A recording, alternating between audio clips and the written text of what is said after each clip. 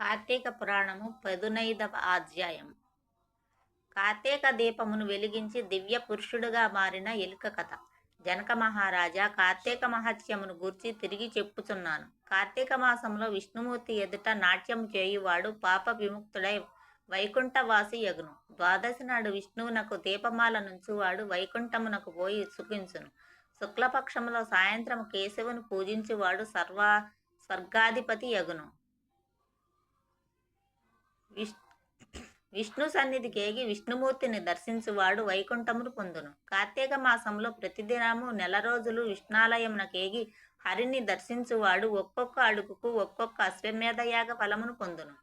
కార్తీక శుక్ల ద్వాదశి హరిబోధిని గాన ఆ దినము చేయు పుణ్యము అక్షయమగును.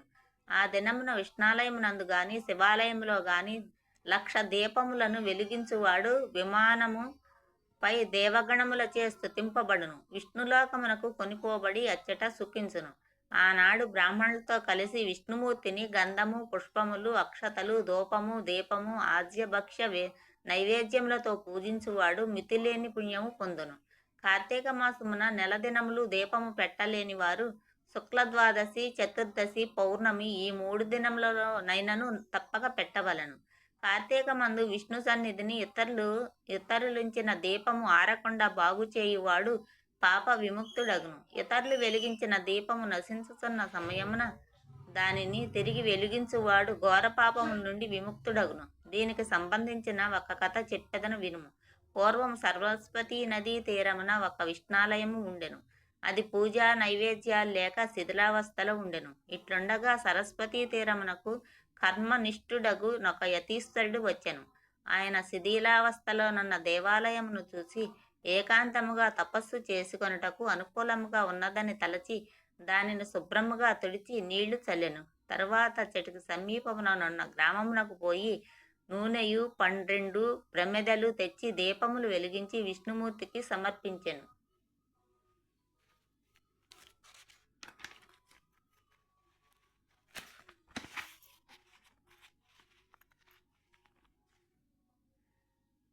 పిమ్మట నా యతీశ్వరుడు సమాధిలో ఉండెను.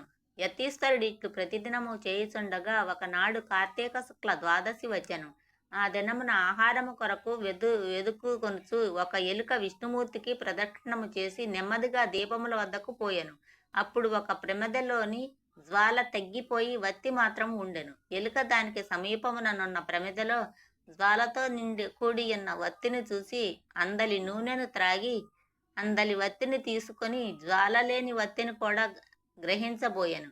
అప్పుడు జ్వాలతోనున్న వత్తి యొక్క సంపర్కము వలన జ్వాల లేని వత్తి కూడా వెలిగెను. 2 వత్తులను అండుట వలన ఎలుక వాటిలోని నూనె త్రాగుటకు వీలు లేకపోయినది.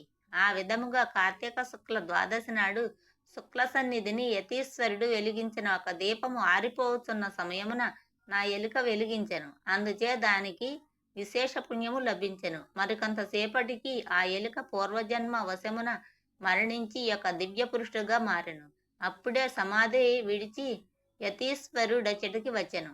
యతీశ్వరుడచ్చటనున్న దివ్య పురుషుని చూసి ఆశ్చర్యపడి నీవెవడవు, ఇచ్చటకేల వచ్చితివి అని అడుగగా అతడు నేనొక ఎలుకను. ఈ దేవాలయము నందుండి గడ్డి తుంపులు మొదలగు వాటిని తిని జీవించుచుంటిని.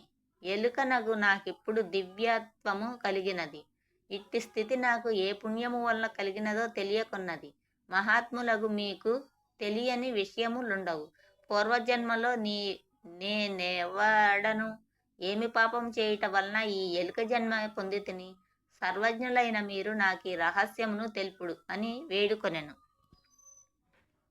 ఎలుక యొక్క పూర్వజన్మ వృత్తాంతము. యతీశ్వరుడు అతని మాటలు విని దివ్య దృష్టితో అతని చరిత్రనంతయు గ్రహించి, ఓయి పూర్వము నీవు జైమినీ గోత్ర సంజాతుడవగు బ్రాహ్మణుడవు, బాహ్లీకుడను నామధేయము కలవాడవు. ఆశతో వ్యవసాయ వృత్తిని అవలంబించితివి. బ్రాహ్మణులను నిందించెడి వాడవు. స్నాన సంధ్యలను దైవ పూజలను వదిలితివి.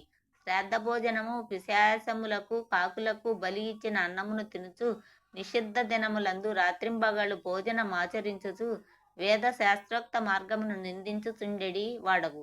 స్నాన సంధ్యా వందనములు చేయువారిని భక్తులను మునులను చూసి హేళన చేయుచుండెడి వాడవు.